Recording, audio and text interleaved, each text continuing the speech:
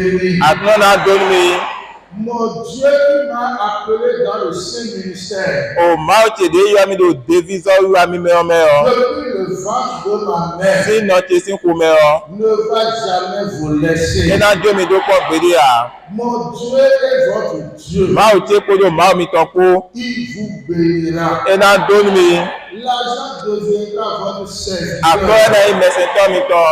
L'argent ne va pas devenir votre maître. Àpẹ́ ẹ̀nà yìí ògànú mi à. Vous allez commander l'argent. Iná di ìgbénu pẹ́. Et l'argent va vous obéir. Bọ̀ àpẹ́ ẹ̀nà sì gbénu mi. Au nom de Jésus. Èyí kọ̀ Jésù tọ́ mẹ́.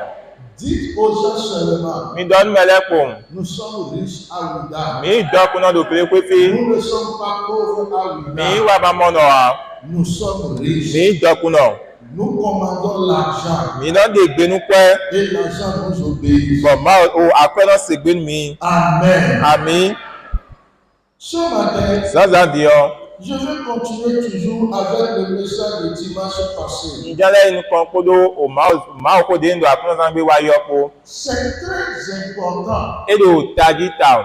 J'ai vu plusieurs personnes pleurer à leur vieillesse. Mo mọ mẹ gègé bọ̀ ló pípò ògùn iye tán mẹ́rin yìí wá yà bí. J'ai vu plusieurs qui ont perdu leur temps dans la vie. Mo mẹ gègé bọ̀ yìí wà gún ògùn iye tán do ògbẹ́ lọ́mẹ̀.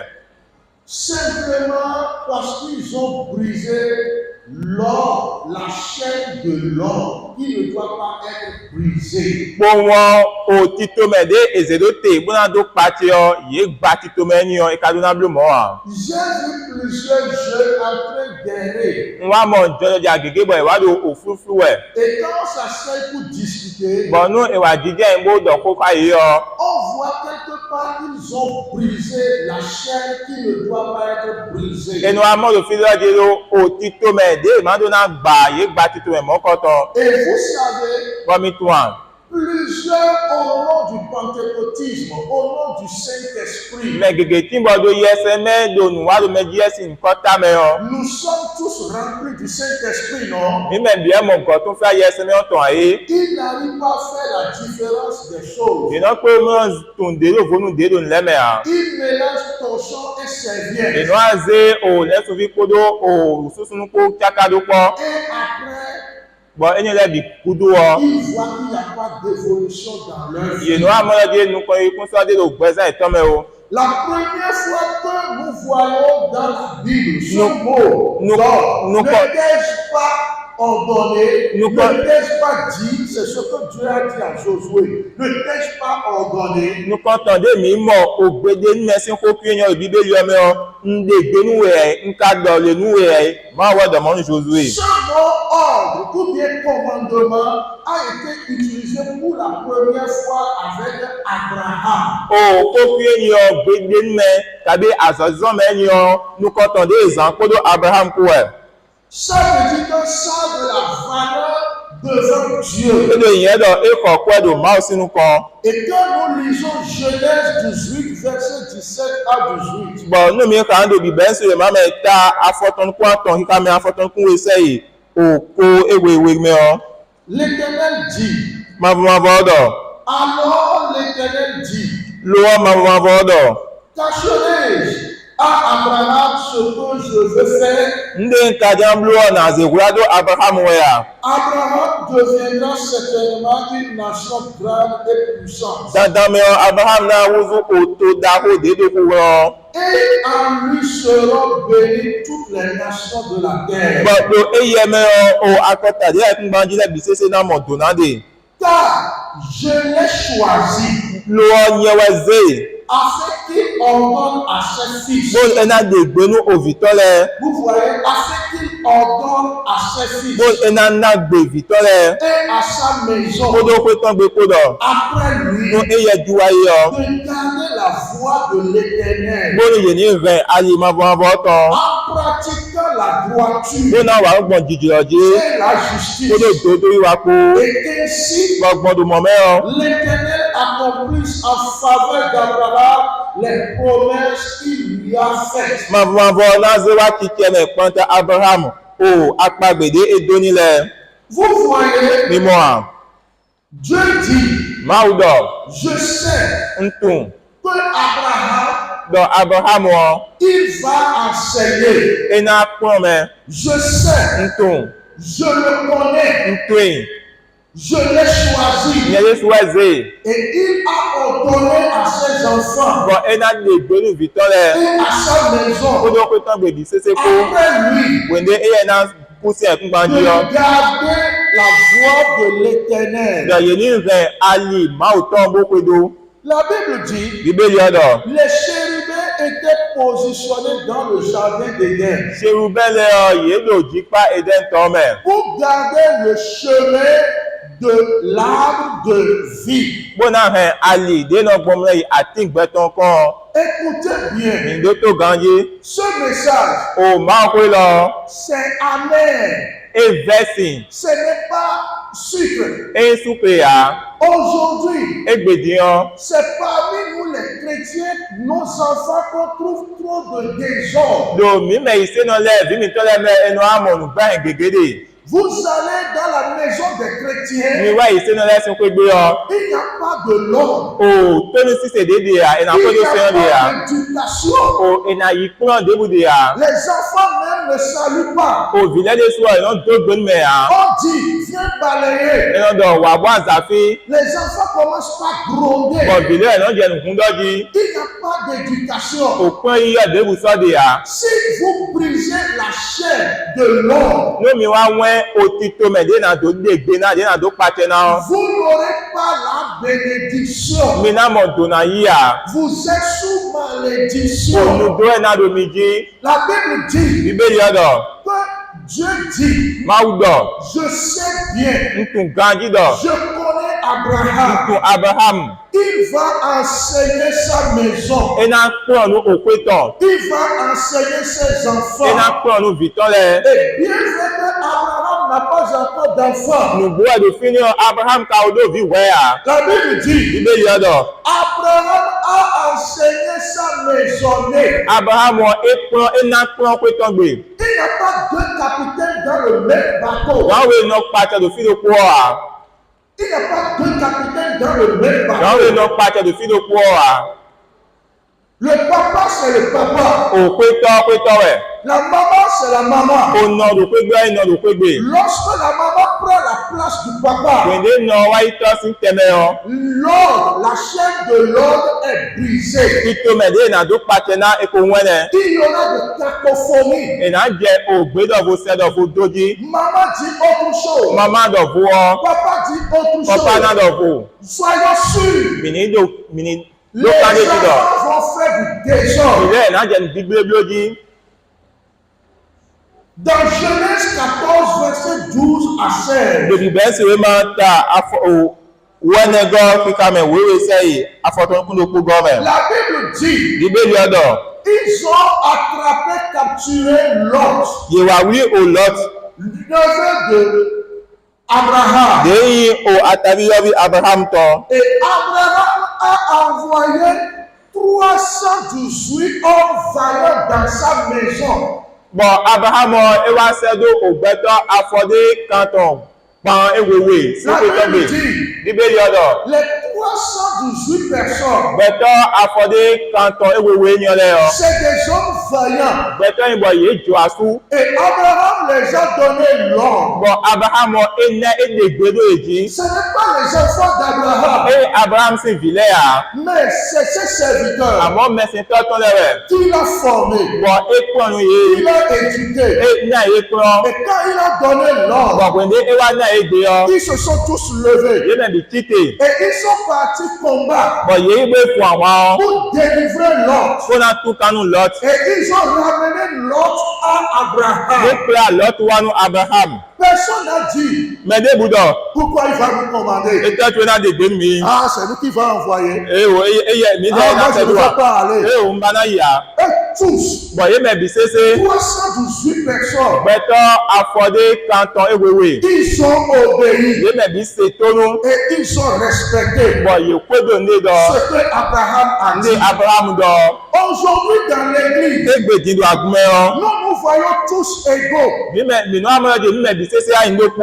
Personne ne peut me parler. Mẹtí si dọ kó mi ya. Lui, là, il est petit pour nous diriger. Eye ọmọ ẹpẹbi ẹ múná dókòó àmì do. Maintenant, s'il est petit, Yọ eye ká ẹmẹ ẹpẹbi yọ. pourquoi tu viens à l'église alors? Ṣé o tù wẹ́kanu wá òkú? Il faut chercher les gens de ta classe pour aller rester parmi eux. Gbé ibà mẹ̀dé yóò ká darí pọ́n kó wẹ́ kó lẹ́gbẹ́ ìnà ẹ̀mẹ́gbó. C'est comme ça qu'on doit faire. Mọ̀wé ìdènà bí bọ̀. Au niveau de la chorale, Do kọ́ ya bẹ́ sí àpapọ̀ yọ. au niveau des gens, Do pápá yẹ sí au àpapọ̀ yọ. niveau des jeunes, Do jọlọjà yẹ sí au àpapọ̀ yọ. niveau des femmes, Do mama yẹ sí àpapọ̀ yọ. nous sommes tous appelés Mímẹ̀ bí wẹ̀ èyí au rọ. niveau même du comité de l'église, Sọ́kà jẹ kọ́mítì àgbọ̀n tọ́lé sóde. comité élargi. O gbàdé kò yàtọ̀ Nous àwògbọ́lẹ̀. sommes tous appelés Mímẹ̀ bí sẹ́sẹ́ wẹ̀ èyí rọ. à respecter ce qui donne l'ordre. Bọ̀ mìíràn ṣètò nu mẹ̀dé náà náà gbélẹ̀. Écoutez, Mìnìdó tó. tu peux ne pas aimer ma tête. O tàkì rẹ̀ ẹ̀ná yọpọ̀nù wẹ̀ yá. Tu peux ne pas aimer ma couleur O si mẹ̀dé ndó ẹ̀ná yọpọ̀nù wẹ̀ yá. parce que je suis noir. Ló ń wí lóte. Peut-être que toi tu veux obéir aux gens très clairs. Bọ́yá àwọ̀ mẹ̀dé kọ́ kábómi alẹ́ ànúbàrán sì gbé Et náà. voilà, on t'a envoyé un pasteur blacki, un pasteur noir. Ẹnẹ̀ Quelque kásẹ̀ chose. lẹ̀gbọ̀ pẹ́átọ̀ wíwí sẹ́dúró nẹ̀. Tu es obligé de respecter. Èlò dandan yẹn bọ̀ àná sènúwé dọ̀. Si tu ne respectes Mú pas àmà ṣètò núwé dọ̀ wá. l'ordre qu'on donne, Ògbèdé ìdàn. tu vas te faire du mal. Àná wà yẹn adó òkọ́lé súná. Il y a vieux, il y a très longtemps, Ékò ní dìndé súwáyé. j'ai vu Mọ̀ mes aînés, ò mẹ̀dé lónú kọ́ mi lẹ̀. un jeune garçon et une jeune fille. Ò dọ̀pẹ́ fúwe òsúndòpó yàndòpó. Ils ont dit, Yédọ̀ nous allons commettre la fornication mìnà ìdè ayọ̀. pour se marier. Múná dó wí àlọ́ múná dàmídé lẹ̀. Et ils ont fait ça. Bọ̀ ìgbé mọ́kọ́tọ̀. Et on les a appelés au comité. Bọ̀ èyí rẹ̀ yé. Et on est en train de discuter au comité. Bọ̀ èdò òkú ọdọ́ ayé rẹ̀ ló kọ́mítè. Le jeune a refoulé le pasteur. Bọ̀ ò súnú bí ènìyàn jọjá eyín àgbẹ̀nú lẹ̀wọ̀n pátọ́. Il a grondé les gens du comité, les membres du comité. Bọ̀ kọ́mítè sí mẹ́lẹ̀ eyín àgbẹ̀nú yìí mẹ̀bí sésé. Et il a craqué la porte pour sortir. Bọ̀ ìtàn bó sùn wọn gbà bójútó. Et on l'a laissé. Il m'a dit, bon, c'est bon, il faut partir. Bọ̀ ìjọ ìdógbòlẹ̀ eyín ọ̀bọ̀ yìí tó e. Et il est parti. Bọ̀ eyín nùgbó. Il a erré pendant 6 ans. Éfúrúnú pẹ̀ ìzẹ́. Il est parti au Togo, Ghana, Côte d'Ivoire. Togo. Il est erré. Ça s'est passé devant moi quand il faisait la chose. Togo rẹ̀ àgánà rẹ̀ àkó d'Ivoire di sàgbọ̀n fínni rẹ̀ bí. Gbèní ènù ọ̀bùrọ̀nù kan ti rẹ̀ jẹ́dẹ̀. J'étais encore là, N kò lò fínẹ̀ 7e année. pété rẹ̀ gan. Quand il est revenu, Bọ̀ ilẹ̀kọ̀ wa. il pleurait. Bọ̀ èlò àbíyá Quand rẹ̀. il s'agenouillait. Bó jẹ́ poli. Le pasteur avec qui il a fait ça, Lẹ̀wọ̀ pátọ̀ dé pọ̀ èdè rẹ̀ gbé nù ọ̀nà. le pasteur n'est plus là. Lẹ̀wọ̀ pátọ̀ sọ̀ fínẹ̀ à. Il pleurait. Bọ̀ èlò àbíyá rẹ̀. J'ai tout fait. Ndónú bìtó. Ça ne marche pas. Èlò yìí rẹ̀ à. Je suis revenu. Bọ̀ lẹ́kọ̀ wa. Je suis revenu. Ilẹ̀kọ̀ wa. Pourquoi perdre 6 ans en l'air Ètò ètò ànàgún pẹ̀ ìsẹ́ tó jọ ọmọ ẹ̀. alors que tu devais partir loin? Bọ̀ sọ́gáwé akanẹ́wù gán mọ̀dá yìí.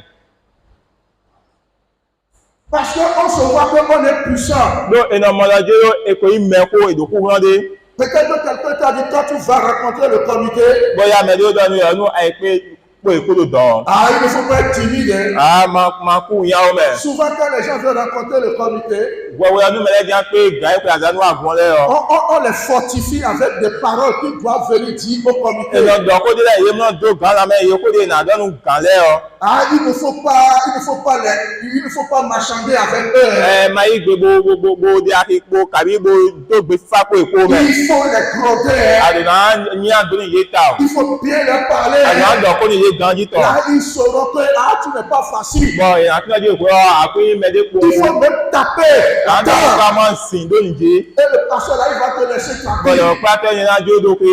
La lie. Àdìbànkẹ́lẹ́ Dis-toi pour qui. mẹ́ẹ̀ẹ́jà lẹ́mẹ̀dé. Tu peux casser la table. táwo ní àrìn àgbà. Tu peux même enlever les brasseurs. Òjò yan lé àrìn àdé sí. C'est toi qui vas ramasser les pots cassés. Éwájẹ sọ ọ̀rọ̀ náà yìí bá ọ. La maison de Dieu, c'est la maison de Dieu. Máa sí pé gbé ọ, máa sí pé gbé rẹ̀. Ne s'amuse pas avec la maison de Ẹnà Dieu. jẹ́ ń kódò máa sí pé gbé kú wa. Parfois, on te donne le couleau. Gbẹ̀ndínlẹ̀ tí bọ̀ ẹnà náà yà kọ́ pípa. On te donne le gaz. Ẹnà náà òtá sísí àtọ́jú Il tó faut mọ́ kọ́. gronder. Àdùnnà yẹn àgbẹ̀rún Il mẹ́. faut faire ta part. Àdùnnà ń dànù Il faut amener les badauds àdùnnà ń bá òpẹ́ tó àsúkálẹ̀ wa. pour frapper le pasteur, Ẹ̀nà kò lẹ̀wọ̀ pé àtọ́. pour gifler le pasteur. Ẹ̀nà kò yìn zó lẹ̀wọ̀ pé àtọ́. C'est bon. Eyọ̀ gànjé. Tu vas le gifler. Àná kò tó mẹ́ni Et il gànjé. va te laisser Bọ̀ partir. ẹ̀nà jí ó dò wà lẹ́yìn nùgbò. Tu vas l'insulter. Àná zóyìn. Et il va te laisser Bọ̀ ẹ̀nà partir. jí ó dò wà lẹ́yìn. C'est grave. Eyín ta o. Même si tu ne dis pas un mot, Nu ẹ má tẹ̀dọ̀ kó tinú yà. c'est grave pour toi. Eyín anú èdè so. Plusieurs ont fait ça. Mẹ gègé tí wọ́n blo ní mọ́kọ́tọ́. Plusieurs jeunes ont fait ça. Jọjọ jà gègé blo ní mọ́kọ́tọ́. Plusieurs personnes ont fait ça dans les églises. Mẹ gègé blo ní mọ́kọ́tọ́ ló àgùn lẹ́mẹ̀. Et aujourd'hui, Bọ̀ égbèdì yọ. tu vas les trouver. Àná mọ̀ yé. D'autres sont comme demi-fous. Mẹ̀dìlẹ́ tí ń bọ̀ etí rẹ̀ yé gun alẹ̀ àdájé Ils dọ̀. seront en train d'aller parler avec eux. Même Bọ̀ yẹn náà yí ẹ̀mọ́ ló kó dọ́ pópó lè dé sínú kú ẹ̀. J'en connais plusieurs. Ń tún gègé. Je suis chrétien, c'est pas 10 ans Yín aujourd'hui. ìṣe náà jẹ́ kó bí ó ìwò ìgbé rẹ̀ à. Je suis chrétien, c'est pas 20 ans. Yín ìṣe náà kó bí ó kó rẹ̀ à. Et tu vas te retrouver après zéro. Bọ̀ àbẹ́nilẹ̀ bí ṣe àwọn ọmọ wọlé sínú ló fọ́ tata. Aujourd'hui, tu es fort. Égbé ọ èrè àdùkú kún bójì dọ̀. Demain, est-ce que tu seras fort? Sọ akanyẹ̀bọ́ pé òkú kún dó rẹ̀ à. Abraham a encore dit, Abraham lẹ́bọ̀dọ̀. Éléazar, Eliazar. le plus ancien serviteur. Mẹ̀dé mẹsẹ̀ntọ́tọ̀ kókó bí ó pé ọgbé ọ. Lui, il est né dans la maison d'Abraham. Eyẹ ọ èjì do Abraham sí pé gbé rẹ̀. Et Abraham l'a enseigné comment adorer Yahweh. Bọ̀ Abraham kún ẹ̀ dé ẹnọsẹ̀ Yahweh gbọ́. Dans Genèse chapitre 15, Lòbí bẹ́ẹ̀ sọ̀rọ̀ ẹ̀mọ́ mẹ́ta fọ́tún gọ́mẹ́ ọ. Abraham lui dit, Abraham dẹ̀yìn dọ̀. maintenant là, Diyan. tu vas aller chercher une fille pour mon garçon parmi mon peuple. Àdẹ́yì tó tse mẹ́ kó náà bá àyàn ń fi do kpónú òfin tse súnú ọgbẹ́ náà dà. Jure-moi, Dùn àpátọ́n mi. en mettant ta main sur ma Kó náà cuisse, zé àfọ̀tòdó àsákéjì. voilà quelqu'un qui est resté chez quelqu'un Ẹnẹ mẹ́lẹ́ náà bọ̀ ẹnọ mẹ́lẹ́ gan. et il est sous autorité. Bọ̀ àtẹ̀yípadé gúlẹ̀ rẹ̀ dè. Et il a enseigné Bọ̀ èkó ẹ̀nẹ́ ẹ̀kọ́. de tel qu'il est enseigné de telle manière que le maître lui dit maintenant, Bọ̀ ẹ̀nẹ́ ẹ̀kọ́ tó káàbọ̀ ò mẹ́sì tán wá dání dín lọ. c'est toi qui vas aller chercher de femme pour mon enfant. Bọ̀ ẹ̀nẹ́ ìgbà òyìnbó dé vìté náà dá ọ. Et Éléazar a fait ça. Bọ̀ Eliazar dó ní mọ́kọ́tọ̀. Il est parti. Eyì. On lui dit, Bọ̀ ìdẹ̀yìn dọ̀. tu vas faire ça là. Àná àbúrò gbọ̀ndé. Il dit non, Ìlọ èyò. je suis sous autorité. Àtẹ̀yípadé gúlẹ̀ rẹ̀ ń dè. Ce qu'on m'a dit, Ndé ìdọ̀nù mi yọ. c'est ça que je vais faire d'abord. Ewẹ̀ nà àbúrò wẹ̀. Après, Ẹni ọ̀gbùdó ọ. je vais manger. Nà dùnú. Il y a des gens, O mẹ́dẹ́lẹ́ ti mọ̀. on les commande, Nú èsẹ́ èdò fìdí ọ. quand ils vont là-bas, Bọ̀ ní èyí fi ọ. et ils trouvent la nourriture, Bọ̀ yìí mọ̀ dúdú ọ. ils oublient. Ìyẹn náà wọ̀. Ils oublient ce qu'on les a dit d'aller Ìwé faire. èsẹ́ èdò bí àyè níbi àyè náà wọ̀ ní mọ́kọ́tọ̀. Et ils commencent par s'amuser. Bọ̀ náà jẹ́ àwọn dájì. L'église nationale m'a envoyé ici. Agun asanbí èdè tán sẹ́mi tó fi. Je suis sous l'ordre. Ndó àti ẹ̀gbẹ́dé nínú ẹ̀dẹ́ gúlẹ̀ rẹ̀. Dans moi, Òkè lúnú mi. si je viens ici Nú wá fi. et je commence par manger, danser, Bọ̀ wá jẹ̀ ndójú bó jẹ́ wédú jẹ́ ẹ̀hún il dájì. y a une chanson au Nigeria qu'on appelle Are Are. C'est-à-dire, c'est la chanson des vieux qui ont de vent. Et on ne danse pas la danse là, didi. On danse doucement, doucement. On joue. Donc, alors, les Et on dents- met la main sur la poitrine. Oh. Dans la moi, si je viens en leader, et c'est ça que je commence par danser. Are Are. Àwọn ìdán alédè gbọ́ ẹ̀yìn mẹ́kò dédú àdọ́gbó lẹ́sìn hàn. Bọ̀ dẹ́dẹ̀dẹ́rẹ́ ẹni ọdún mọ́ jẹ́ alẹ́dígbọ̀n àdọ́gbójí. Òtáyánká lẹ́yìn mi gbóhùn wà gírí pé bó jẹ́ ìwé ní ọdún jí ọ. Plusieurs sont envoyés sur la mission Mẹ̀gìgì tí mo ẹ̀sẹ́ ẹ̀dọ́ àzọ̀gbé. à cause de la nourriture, Bọ̀dé ìlú tu ọ. à cause du luxe, Ló ńdàgbèdé ìmọ́lẹ̀ tu à ọ. cause des choses qu'on les offre. Ló ńdèrè ìná ìwẹ́lẹ̀ tu ọ. Ils ont oublié la mission. Et Yéwù àzọ́dé gbé ẹ̀sẹ́ ẹ̀dọ́ ọ. ils sont en train de s'amuser. Bọ̀ ìwádìí ẹ̀hún dájí. Et ils ne savent pas qu'ils sont sous l'ordre. Bọ̀ ìṣó tún ọjọ́ gbèdé rẹ̀ ìná ìbọ̀ ìdènà ìdè gbé ní ẹ̀nà ìwà zọ́wà. Et ils ont brisé la chair. Bọ̀ tító mẹ́ dé ìṣèlú tẹ̀ ìwọ̀n tító mẹ́ ọ. Regardez le vieux Élie. Mi kpɔ o mɛko Eli. Bien vrai que c'est un serviteur de Dieu. Nugbo mɛsɛtɔ maaw tɔ ye. Dieu lui a donné l'ordre. Maaw nɛ de gbeni. Il n'a pas respecté. Bɔn ese to ŋgbe yɔ a. Il a brisé l'ordre. Bɔn ewɛn o kan yi yɔ gbede ne ewɛn gbe yɔ. Et la Bible dit, Bibe yɔ dɔ. les enfants d'Élie étaient pervers. O Eli si vilɛ yi gbɛtɔ kunya nɔ. Malgré ça, Edo mɔtoɔ. il les a nommés pasteurs. Eze yi bɔ yi le wɔ kplatɔ. Ça se passe aujourd'hui. Enɔ jɛ gbedi. On voit que la personne est perverse. Enɔ mɔ de mɛ mɔkɔtɔ gbɛtɔ yi kan ye. La personne n'a pas de bon caractère. Mɛ ɔkun do walɔ dagbe o. Puisqu'il nous donne à Do manger. enɔ na mi kpɛlikpɛli bɔ mɛ o do Puisque toɔ. c'est lui qui vient nous rapporter ce que les gens disent. Do eyɛ nɔ nɔ atakpodzi ka mi o toɔ. Il vient nous dire ce qu'il a entendu et il ajoute pour Nde lui. ese do fi lɛ enɔ adɔ mɔ gbɔ etɔ na o toɔ. On dit qu'il est bon. Enɔ dɔ eyɔ. Là, il va s'asseoir parmi les diables. Et le Il va être diable. Ede sinɛ diakoni.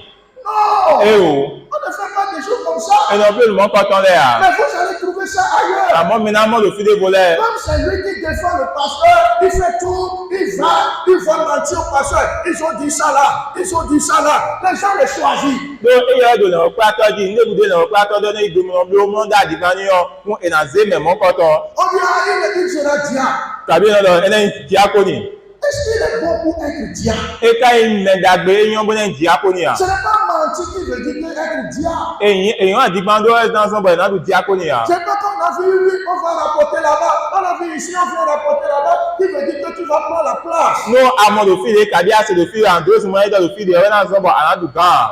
Un jour, Gbedokpoti. j'ai fait une église. Nnɔ agundedzi. Il y a un couple. Bɔn asukpasi politi. Il me donne à manger bien. Yìnyɛn nami bɔ ɔnɔ du gan dzi. Et lors des élections, Bɔn gbende wa do o sɛni ìdajì diakoni lɛ yɔ. la femme vient être diaconesse. O nyɔnu yɛ ba na ye o diakonɛs. L'homme aussi vient être diacre. Sunu ɔdi so ba na ye diak. Le jour des élections, Bɔn azã de gbe janze diakoni lɛ yɔ. les gens n'ont pas trouvé leur nom. O ye mɛ lɛ ɛmɔ nukɔ yi tɔ hã. Et ils sont partis. C'est eux qui m'ont donné le courant. O courant de nɔ zã kote gbe yɔ yi de nami kan. Après les élections, De mi do sɔbi yɔ ils fɔ. sont partis couper mon courant. Ye gbe sun kan mi. Je dis ça ne fait rien. Bɔn dɔ ewa ti ya. Je vais rester dans les ténèbres. Nanɔ si fɔ ɛmɔ bo wa Et zɔ. faire l'œuvre de Dieu. Bona wa ma wo zɔ. L'essentiel est que je suis avec Dieu. Nde do tadi ɛdɔ di nukpɔ ha ma wo. Parce que je n'étais pas rigolo. Tu es parti couper le courant. Comme tu me donnes. Do na nkɔ to ya to wɔ courant de ya nami yɔ ayi sin kan. Et un jour, Bɔn gbedokpoti. un autre homme passait. O mɛ de bolo didi wɛ. Il n'est pas de notre église. Eyin agumitɔn dzi nua. Et il voit. Bɔn emɔ. Il dit, pasteur, Edɔ lɛ o kpatɔ. tu es dans les ténèbres. O zi fún mi adi o fi ya. Il dit oui. Bɔn dɔ ɛmɛ. Il dit non. Edɔ e Tu o. ne peux pas rester dans les Asi nɔ si fún ténèbres. mi fi ni ya. Je vais te donner le jus. Nana bɛ kun wa mɔ kɔtɔ. Et il m'a donné le courant gratuit pour le temps où j'ai fait là-bas. Bɔn ena mi kun wa bɔ nzan nu kwende ndi o fi ni yɔ bisese ma su do ako. Voici mes membres ont coupé mon courant. Eni aguvite lɛ esen kun wa mi ye. Et voici un membre de la foi m'a donné le courant. Bɔn eni mɛ de la yi di gbɔn ɛmɔ wa na mi kun wa. C'est pourquoi tu dois te repentir. Ewɛ zɔn bɔ analɛ bɔ jɔ. Parfois, il faut prêcher la repentance dans l'église pour que les chrétiens, les anciens chrétiens, parfois se repentent. Wende yɛ ti bɔ edona dɔ lɛbɔ jɔ si kɔ do agumɛ bonu isena koko lɛ analɛ bɔ jɔ. C'est la vérité. O jɔ ko wɛ. Hier, j'ai dit des choses qui disent que je ne compte plus sur quelqu'un, je compte sur Dieu seulement. Nko gbɔnde lɛ mɛ di keka bɔ nsɔn donukun mɛ de ya ma fɛ de nɔ donukun. Un féticheur, O bo kɔnɔ. il a poursuivi David pour le pasteur. Etɔ avɔ nu lɛ wɔ kplatɔ. Il est parti au marché. Eya ti mɛ. Il a acheté veste. Ekɔ o vɛ se yɔ. Et il a acheté la nourriture. Mo kɔ nuɖuɖu. Parce que les membres n'ont pas donné à manger à leur Lo pasteur. agunvi lɛ yi na nuɖuɖu lɛ wɔ kplatɔ eto awo to. Et il a apporté ça au Bɔn pasteur. evɛ numɔ kɔtɔ anu o lɛ wɔ kplatɔ. Ça prouve que Edo di de kura dɔ de. le cœur de l'homme est tortueux. O ayi ka gbɛtɔtɔ erizi te kan dɔ. C'est difficile. Evɛ o. Le chemin de l'élévation. O alide na gbɔnbɔla mɔ sidaga. C'est difficile. Evɛ o. Le chemin de leadership. O mɛ kura do tɔ yin si ayɔ evɛ o. Quand on t'attaque, Pwende lo àwọn tọ́ rẹ̀ ọ. parce que tu veux rester droit, Lo àjánà òsẹ́sí àjèjì ọ. dans ce cas qu'il faut foncer. Òwe yànnú rẹ̀ àná lo àkọ́yìnpábúlẹ̀ inú kan. Même si vous refusez à vous de me donner à manger, Mina tẹgbẹ́ ìgbé kó jẹ́ nukú náà mi dùn ọ. Dieu va me donner à manger. Báwo náà mi dùn? Dieu va parler même à un féticheur. Báwo náà dọ̀ kó nù gbókọ́nà? Va préparer. Ìdàdúró. Et God lui, Bónẹ̀. il a fait, God lui a Kó bẹ́ẹ̀ mangé. sisi ẹ̀ nẹ́ bó ní dùn. Et tu vas manger. Bọ̀ náà dùn nù. Tu ne veux pas mourir. Nà kúkú bẹ́ kú à. Tu dis il va mourir. Mẹ́ẹ̀dọ̀ nà kúkú bẹ́ kú. Tu dis il va mourir. Mẹ́ẹ̀dọ̀ nà kúkú bẹ́ kú. Ẹ o. Dieu va parler même à quelqu'un qui va dans le quartier. Báwo náà dọ̀ kó ìmẹ̀dédé òsà mẹ́gbọ́n rẹ̀ ọ. Regarde ce pasteur-là. Bọ́ọ̀nà ọ̀pẹ́ àtẹ́yìn ọ. Va lui donner Inẹ́. à manger. Inẹ́ ní dùn. C'est mon serviteur. Kó mẹ́sìn tọ́jú rẹ̀. C'est comme ça Dieu fait. Mọ́wẹ̀ máa ọ̀nà bí ó gbọ̀n. L'essentiel, Lérò tají ọ. c'est de rester sous l'ordre. Ewé ndọ̀ òsèdè èzèdó tẹ ọ àyìnàngúlẹ̀. Ne brise jamais la chaîne de l'ordre. Tító mẹ́ dé nàzé pàtẹ náà máa dẹ́mi náà wọ́n gbèdé o. Plusieurs Mẹ́ gègé tí. enfants Òfin. sont stériles Yẹ̀yìn ohun ẹ̀sìn náà gbèdí. parce qu'ils ont brisé la chaîne de l'ordre familial. Ló òtító mẹ́ dé èzé pàtẹ náà lòpin dè tọ́ mi ọ̀ yé wẹ́ mọ́kọ́tọ̀. J'ai entendu plusieurs mamans dire, N wá se o mama gègé dídọ̀ lọ. elle va me dire ça là. Iná dọ̀ kó yan ní à. Comme elle vient de se marier, Ló dà sí ìyọ̀wó tó elle ọ. va me dire ça là. Iná tó fọ gbé yan ní à. La fille que moi j'ai gardée, Fìdí yẹn hẹ́ ọ. l'enfant que moi j'ai Kò gardé, fìdí yẹn iná pọ́n. elle va me dire ça là. Iná tó fọ gbé yan ní à. On va voir. Mina pọ́n. Et puis c'est fini. Bọ̀ evọ́ nẹ. Elle fait tout. Iná bí oníbi Elle kankan. va tomber enceinte. Iná mọ̀ kú ọpẹ́. Pas de problème. Bọ̀ tagbati náà Elle tìyàn. ne trouve pas d'enfant. Bọ̀ ẹ ká mọ̀ fìyọ́ jìyà. Ils dépassent. Ìnà zan pẹ́. Elle a l'argent. Là. Édokọ́ rẹ̀. Ils ont l'argent. Là. Èdokọ́ rẹ̀. Ils n'ont qu'à faire, on va voir. Yẹ̀nìbó bí omi nà pọ́n Ils wó. n'ont qu'à dépenser un peu, on Èdè va zan voir. pẹ́ ọkọ̀ yé mi nà pọ́n wó. Parce que quelque part, Lódò fìdí ọ. tu as brisé O àwọn kande. la chaîne de commandement, la chaîne de l'ordre qui ne doit pas être brisée. Atsɛ pipa sí kande èzèdó tébọ̀ ẹ̀ máa ń lọ́wọ́ àwọn ẹ̀wọ̀n kà mọ́ kọ́tọ̀. Dieu dit Máwùdọ̀. à Moïse, Nu mọ́sẹ̀ dọ̀.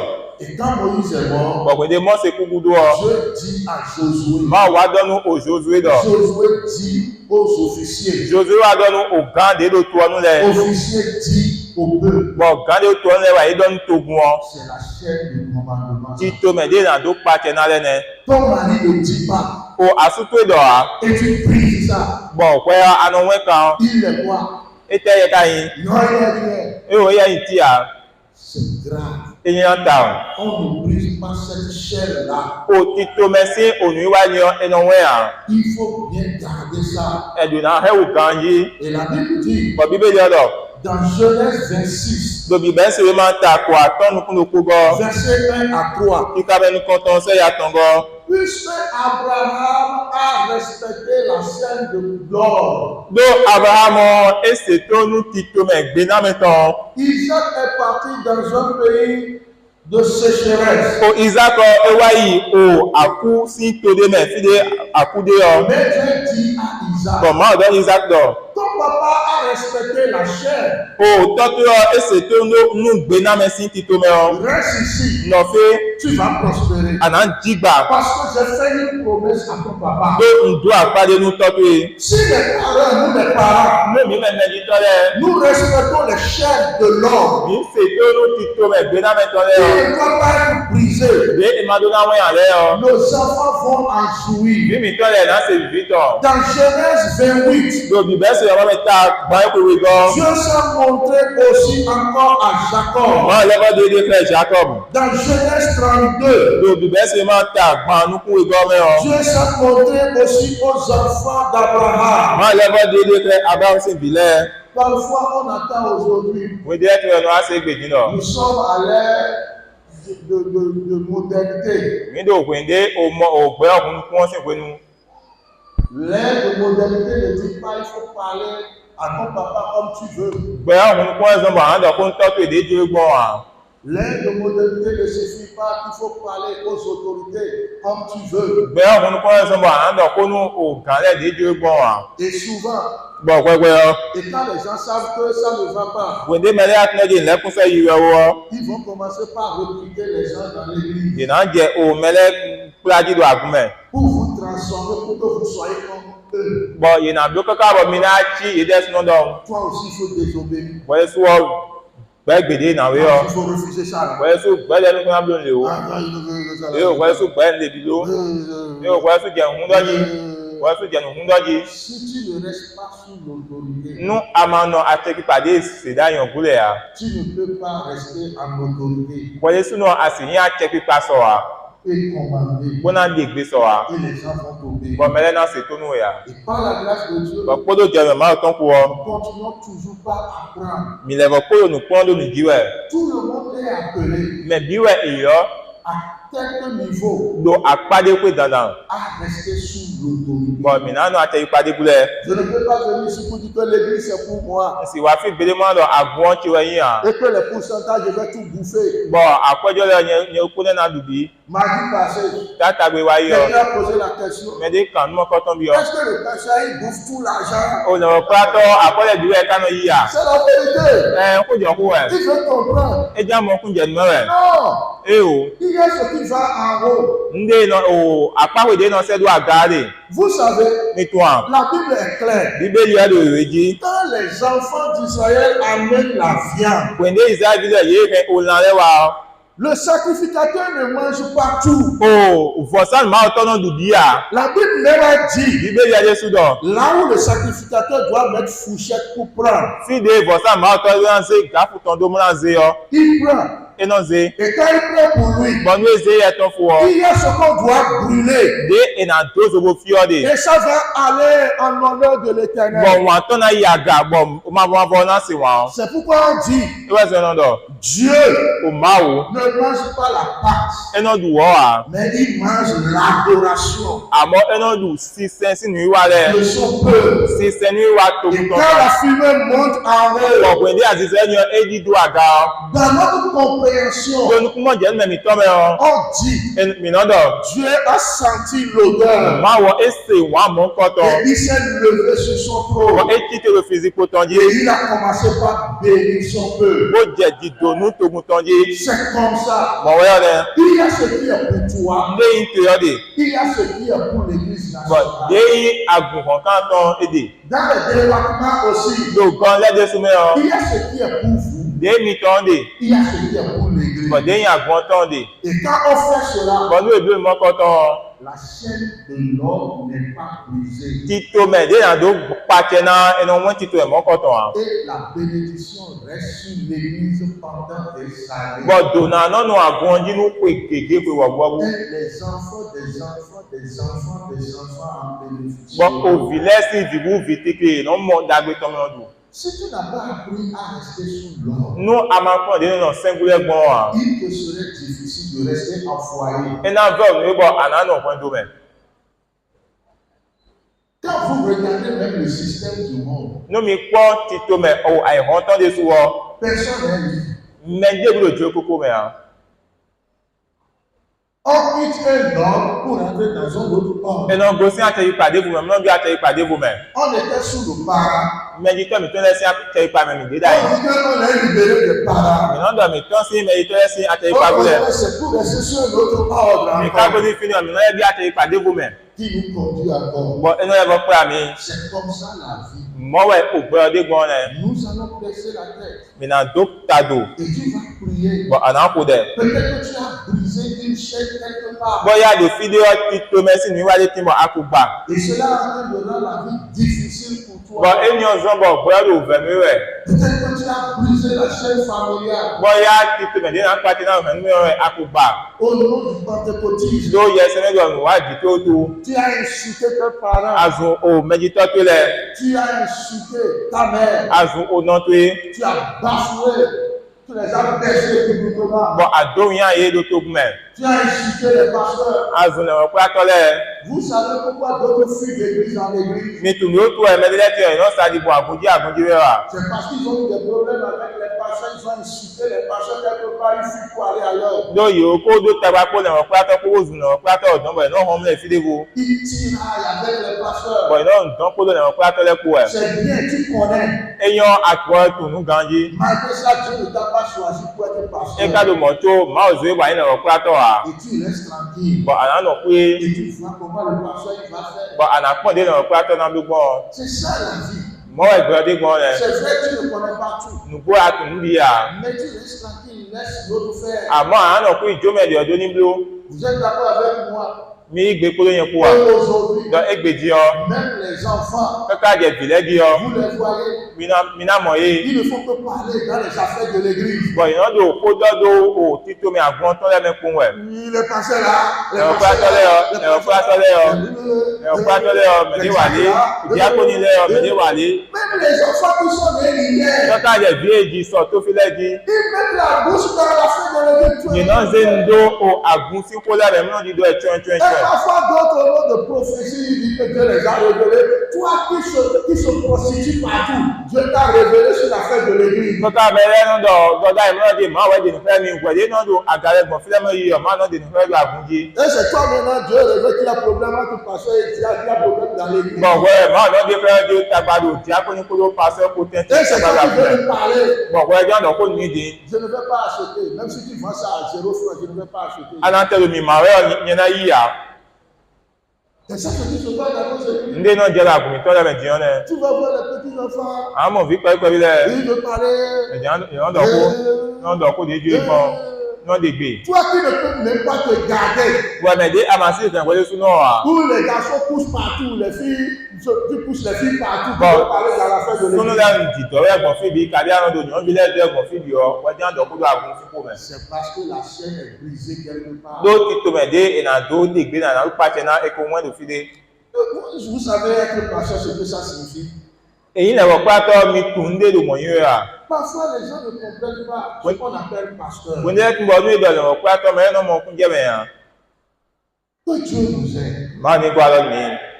A bien sauvé notre vie. Bon, nous, présent, mettons, mais non, présent, mettons, quand prions le Seigneur. Mais nous connaissons la couleur. Si tu as mal fait, nous avons pas de vidéo. Accepte cela. Et demande à Dieu de te pardonner. On ne fait pas l'improduit avec orgueil. On On ne fait pas l'improduit comme il nous semble. On respecte dans les foyers. Si tu n'as pas respecté tes parents, tu demandes pardon à Dieu.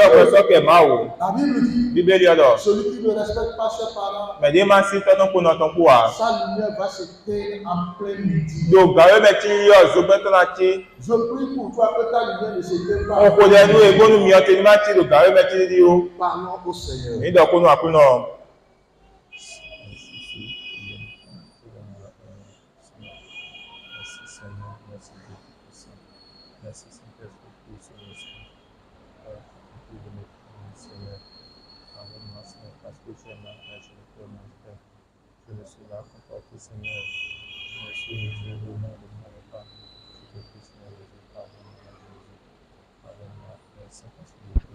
Aide-moi, Seigneur, à revoir mes voies. Aide-moi à revoir mes dispositions. À revenir sur le droit chemin. À marcher, Seigneur, dans la chaîne de commandement que tu as donné. Et que, Seigneur, tu m'as fait ta confiance en ta bonté. Ton droit à la ton puissance en Jésus. Ton puissance en Jésus. Que cela va, Seigneur. Que cela va, Seigneur. Seigneur, Saint-Père, ton nom puissant de Jésus. Merci, Seigneur, merci, Saint-Esprit.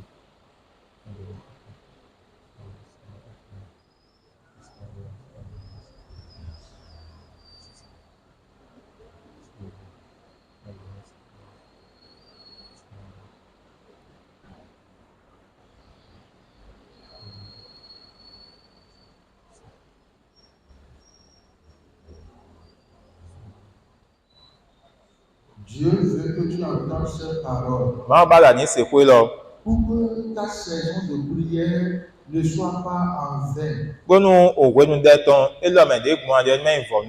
Sinon, plusieurs ont dit, j'ai prié. Maman, mais quelqu'un n'a Pourquoi Dieu ne m'a pas exaucé? Pourquoi les choses sont difficiles pour moi? Pourquoi je ne vole pas? Pourquoi mon commerce ne marche pas? Pourquoi mes affaires ne marchent pas? Si tu as insulté un pasteur quelque part, si tu as nagué un pasteur, tu t'es bagarré avec les serviteurs de Dieu, ma to na do fide yo Tu as insulté tes parents. akozun medita to le Tu as insulté ta mère, azuno to e tes oncles. o atabi to le yon to le Va demander pardon. ibo ibi owe soke Retourne. leko Humilie-toi bo ze use kwa de we et répare la chair. bo blo o numo koton dia ko hen blo le Répare blodo la chair. blo numo koton dia hen blo do Répare la chair. dia hen blo blodo Ne regarde pas que tu es âgé. ma mo lo je mi ko ime ko Ne regarde pas que tu as de l'argent. ma mo lo mi do kwa o Ce que nous sommes en train de dire, nde do mi de yo ce n'est pas assez d'argent. en do ndo kwa sin ko ya C'est spirituel. bi gbo me sin we C'est au-delà de l'argent. ewu gan okwe Si tu as insulté ta mère, no azuno to evlavuo lève-toi, chite va demander we bi pardon. owe soke Va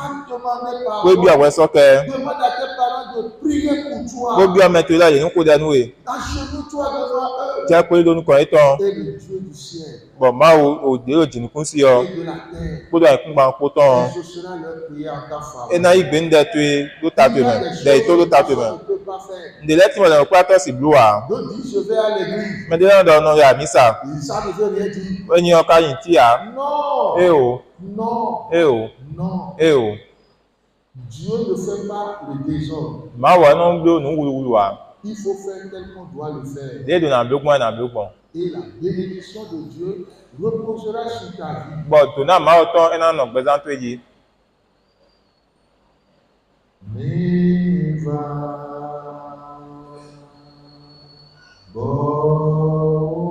bon, mais va, bon, mais va, watito, gabo. Oh, pléiade, Latio, ya, pléiade,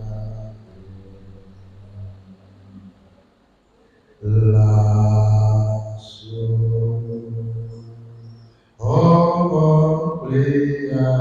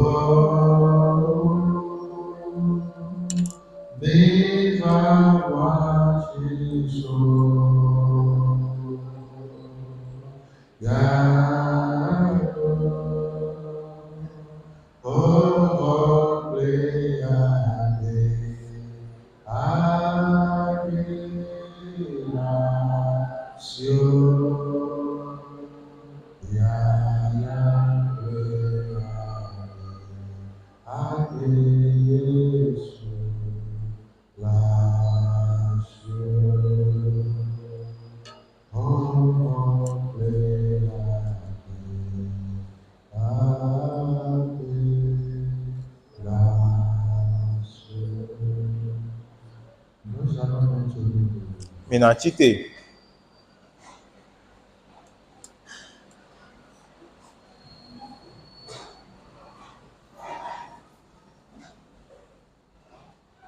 Nous allons tous lever les mains vers le ciel mina ze ala mi tan da ga se do se pe comme un signe de repentance. di o level josin de clear Seigneur, nous venons humblement devant toi. akuna kodo me de ze we po mi wa nu kontre D'une manière d'une autre, bon apa pe de pe yo quelque part, do fide yo nous avons brisé la chair o ati pipa sin ti to mi ko ran wen de l'homme o sen qui nous Oui, a wa. brisé. de e ma do na wen ya Nous venons au pied de la croix mi wa sa ti sinu kan et nous demandons pardon. bo bi ọpẹ sọkẹ ma o Nous demandons pardon. mi bi ọpẹ sọkẹ Seigneur, pardonne. akuna sọkẹ mi Et jette tes regards favorables sur nous. Pose nous contre dagbe do pon mi na.